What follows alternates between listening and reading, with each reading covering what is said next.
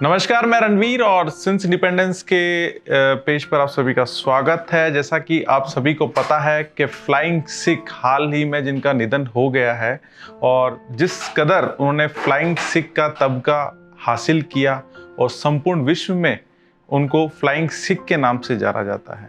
आज इस दिवंगत आत्मा के बारे में और इनकी पूरी जीवन के बारे में आज हम खास चर्चा करेंगे और साथ ही इनके पूरे जीवन काल के बारे में जानेंगे। आइए शुरू करते हैं खास रिपोर्ट मेरे साथ।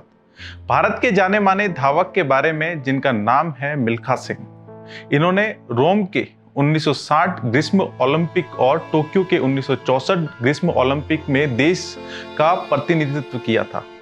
उनको फ्लाइंग सिख का उपनाम दिया गया था। 1960 के रोम ओलंपिक खेलों में उन्होंने पूर्व ओलंपिक कीर्तिमान को ध्वस्त किया था, लेकिन पदक से वंचित रह गए थे।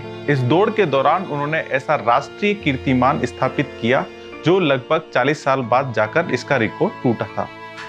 मिल्खा सिंह का प्रारंभिक जीवन किस तरीके से रहा उसके बारे में हम गौर करें, उनके पूरे जीवन काल के बारे में। तो मिल्खा सिंह का जन्म 20 नवंबर 1929 को अविभाजित भारत के पंजाब में एक सिख राठौर परिवार में हुआ था। अपने माँ बाप की कुल 15 संतानों में वे एक थे। उनके कई भाई बहन बाल्यकाल में ही गुजर गए थे।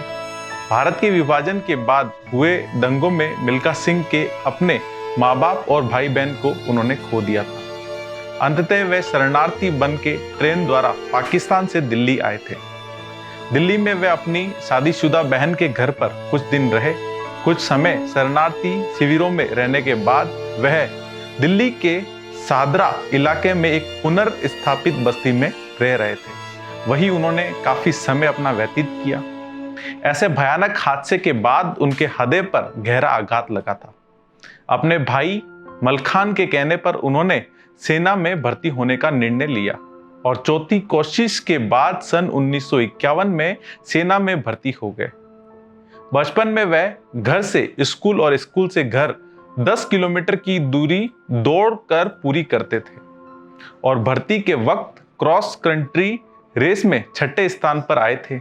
इसलिए सेना ने उन्हें खेलकूद में स्पेशल ट्रेनिंग के लिए चुना था। मिल्खा सिंह का विवाह, जिस कदर उनकी जर्नी सेना में भर्ती के दौरान रही, उसके बाद उनके हम निजी जीवन के बारे में चर्चा करें तो आपको बता दें कि मिल्खा सिंह ने भारतीय महिला वॉलीबॉल के पूर्व कप्तान निर्मल कौर से सन 1962 में विवाह किया। कौर से उनकी मुलाकात सन 1955 में श्रीलंका में हुई थी। इनके 3 बेटियां और एक बेटा है। इनका बेटा जीव मिल्खा सिंह एक मशहूर गोल्फ खिलाड़ी है। सन 1999 में मिल्खा सिंह ने शहीद हवलदार विक्रम सिंह के 7 वर्षीय पुत्र को गोद लिया था। मिल्खा सिंह संप्रति में चंडीगढ़ शहर में रहते हैं।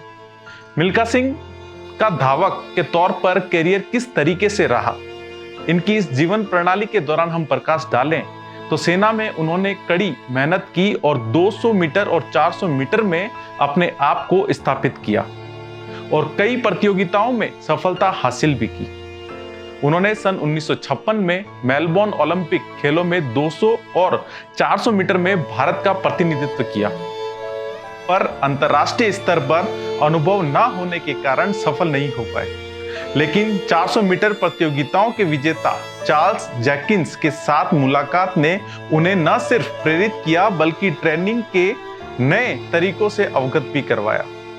इसके बाद सन 1958 में कटक में आयोजित राष्ट्रीय खेलों में उन्होंने 200 मीटर और 400 मीटर प्रतियोगिताओं में राष्ट्रीय कीर्तिमान स्थापित किया और एशियन खेलों में इन दोनों प्रतियोगिताओं में स्वर्ण पदक हासिल भी किया।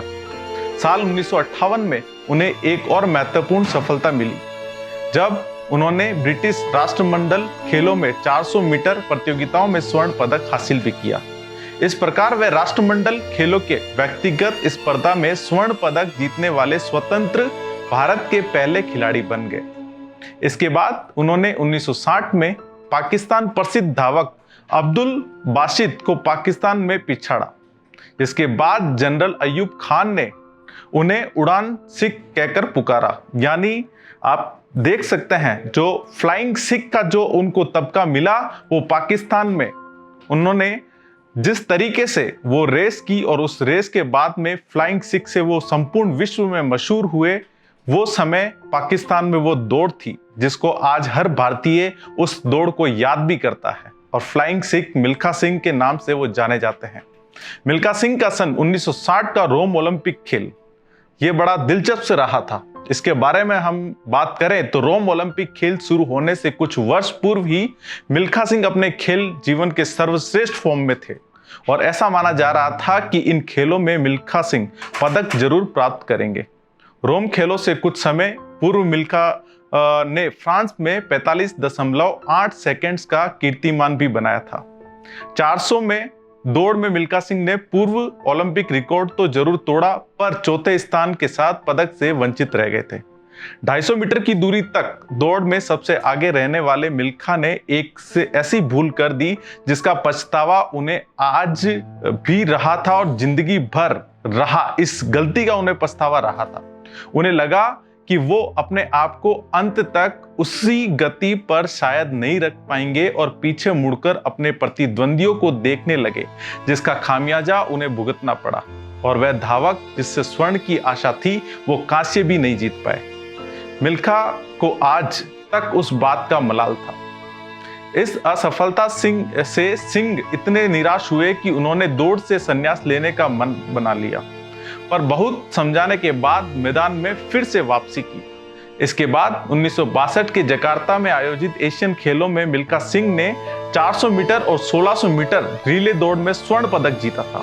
उन्होंने 1964 के टोक्यो ओलंपिक खेलों में भाग लिया और उन्हें 3 स्पर्धाओं में भाग लेने के लिए चुना गया, पर उन्होंने 1600 मीटर रिले में भाग लिया और यह टीम फाइनल दौड़ के लिए क्वालिफाई भी नहीं कर पाई थी। मिल्खा सिंह का रोम ओलंपिक जीतने के बाद का जीवन किस तरीके से रहा, जो उनकी जर्नी चली, उसके बाद का जीवन के बारे में हम यहाँ पर प्रकाश डालें तो सन 1958 के एशियाई खेलों में सफलता के बाद सेना ने मिल्खा को जूनियर कमीशन ऑफिसर के तौर पर पदोन्नत कर सम्मानित भी किया और इसके बाद में पंजाब सरकार ने उन्हें राज्य के शिक्षा विभाग में खेल निदेशक पद पर नियुक्त किया था। इसी पद पर मिल्खा सिंह सन 1998 में सेवानिवृत्त हुए थे।